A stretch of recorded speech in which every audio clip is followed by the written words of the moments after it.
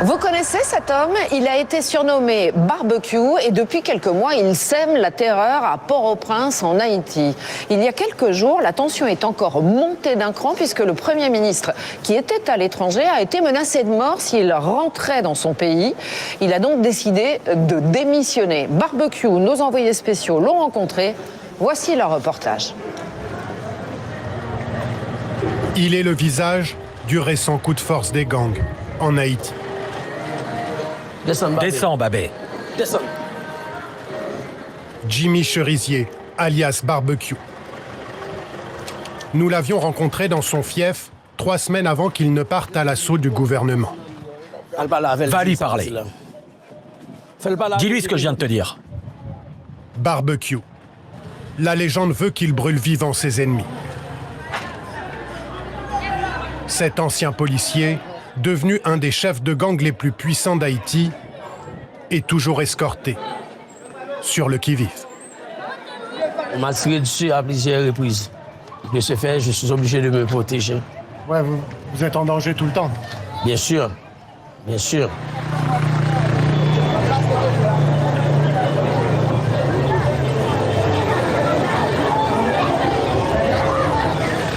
Barbecue ne sort jamais de son quartier de Delma, dans le centre de Port-au-Prince. Recherché par la police, attaqué par des gangs rivaux, il a transformé son fief en forteresse. Vous voyez là-bas? De l'autre côté du mur. Ouais. Ils sont là. À tout moment, ils peuvent nous tirer dessus. Les frontières de son quartier ressemblent à une zone de guerre. De l'autre côté du mur, le gang des cracheurs de feu. C'est dommage de dire ça parce qu'ils sont des Haïtiens comme nous. Je veux dire, de l'autre côté, c'est l'ennemi. Quand ils attaquent, quand ils viennent ici, qu'est-ce qu'ils font? Ils tuent, ils brûlent, ils violent, et nous, on est obligés de se battre. Mais selon lui, c'est le pouvoir politique qui a monté les gangs les uns contre les autres. À ce moment-là, devant nos caméras, Barbecue nous a fait une promesse, réunir tous les gangs criminels pour renverser le gouvernement.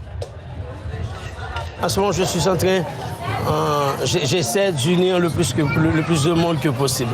Ouais. Le plus de groupes armés que possible. Les politiciens sont les coupables, sont les vrais coupables. Ce sont les politiciens et les oligarques corrompus qui ont apporté toutes ces armes dans les quartiers populaires. Ce que je veux, c'est capoter le système. Quelques jours après notre rencontre, Barbecue a tenu parole. Le 5 mars dernier, à la tête d'une alliance entre les différents groupes de gangs, il exige le départ du Premier ministre.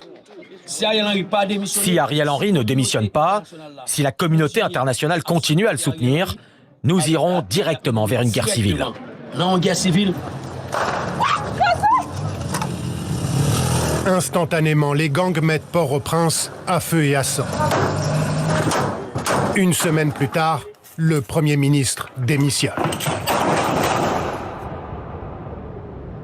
Depuis 3 ans et l'assassinat de l'ancien président Jovenel Moïse, Haïti s'enfonce dans un chaos sans fin. 80% de la capitale est contrôlée par les groupes criminels.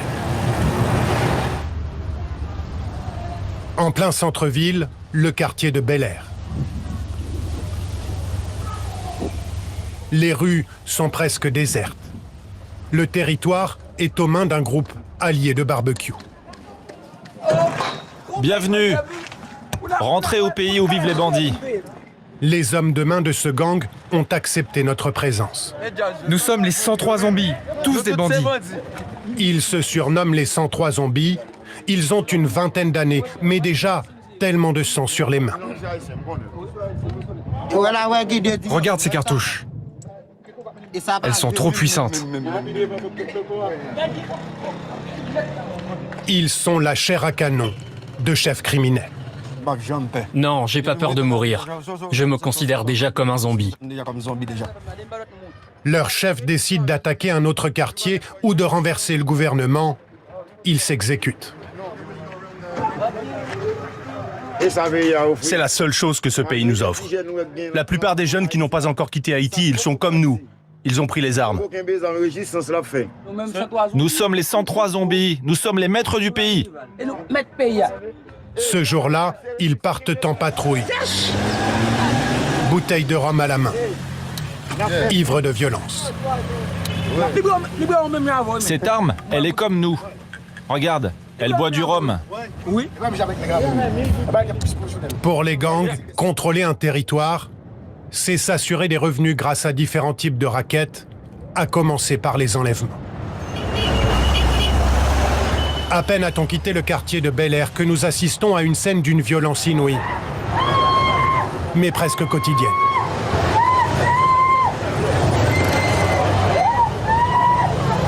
Un homme gît au sol. Il a pris plusieurs balles perdues sous les yeux de sa femme. C'est un kidnapping en pleine rue qui a mal tourné. La victime est encore en vie, évacuée à bord de ce taxi collectif.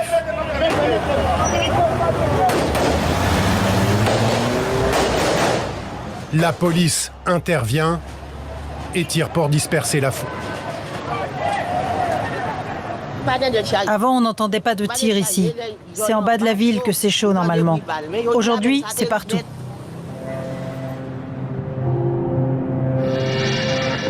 En Haïti, tout le monde peut être kidnappé, n'importe où, à tout moment. C'est donc en voiture blindée qu'Ulysse Joz part tous les jours au travail. Il habite un quartier privilégié sur les hauteurs de Port-au-Prince. On a dû mettre ici des sacs de sable. Le bruit courait de temps à autre, on pouvait être attaqué. Bon, tout le monde se mettait au pied de guerre. Ulysse Joz dirige l'hôpital Fontaine à Cité-Soleil, un immense bidonville où l'État a complètement disparu. Et puis ici, c'est le sous-commissariat qu'on a incendié. Et depuis, il n'y a plus de police dans les zones. Et c'est ce qui rend la tâche facile aux gangs, parce que dès que l'État est absent, dès que la police est absente, le chef de gang est devenu le policier, il est devenu le juge. Là, on est en plein désastre, quoi. Son hôpital est la dernière institution qui fonctionne encore à Cité-Soleil. Le seul endroit où les habitants peuvent faire vacciner leurs enfants, accoucher ou se faire soigner. Boum. Il veut pas partir. Hein. Nous sommes à l'unité pour les enfants victimes de malnutrition aiguë. Leur nombre a augmenté de 30% en un an, du fait de la violence des gangs. Ouais. Par exemple, cet enfant-là, vous voyez, la situation sociopolitique influe sur toute la vie nationale, sur tous les aspects de la vie. Quelqu'un qui fait un petit commerce, il va s'aventurer dans les rues. N'importe bandit peut venir et puis prendre de l'argent. La plupart de ces femmes ont été chassées de chez elles à cause des violences. Et toi, tu as dû fuir? Où ça? Dans la rue. Dans la rue? Je me débrouillais fort bien auparavant, avec des petits commerces. Mais à cause de la situation du pays, je ne fais plus rien. Plus de 360 000 personnes sont actuellement déplacées en Haïti à cause de l'insécurité. L'hôpital accueille aussi de nombreuses victimes de viol. Cette femme était chez elle quand un gang a envahi son quartier. J'ai essayé de résister, mais quand ils m'ont étranglée, j'ai dû obéir. Pendant qu'ils étaient en train de me violer, mon fils dormait. Il a entendu du bruit, il est venu me voir. J'ai entendu qu'ils ont tiré 2 balles. Mais jusqu'à aujourd'hui, je n'ai pas de nouvelles de lui. Je ne me sens pas à l'aise. Quand je vois des gens armés, je pense à ce qui m'est arrivé. Sur les 3 femmes présentes ce jour-là, aucune n'a porté plainte. Les femmes sont des cibles. Et encore plus celles qui osent porter plainte. Le violeur a vu mon visage, mais moi je ne l'ai pas vu. À n'importe quelle heure, il peut revenir.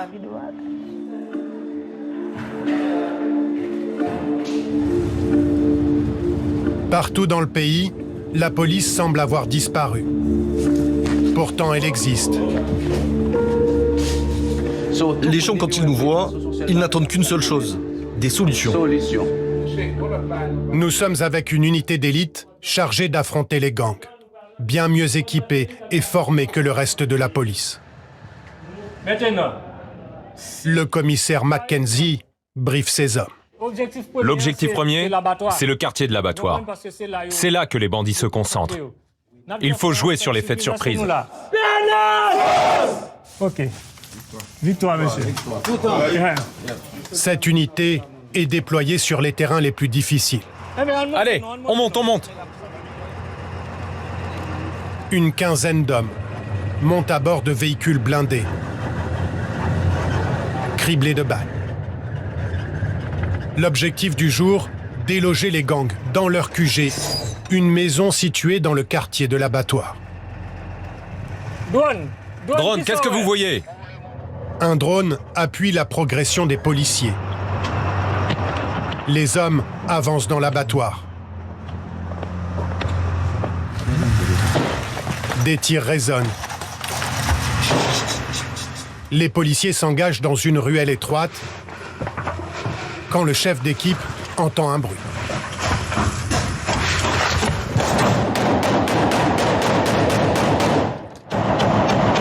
L'homme a été abattu.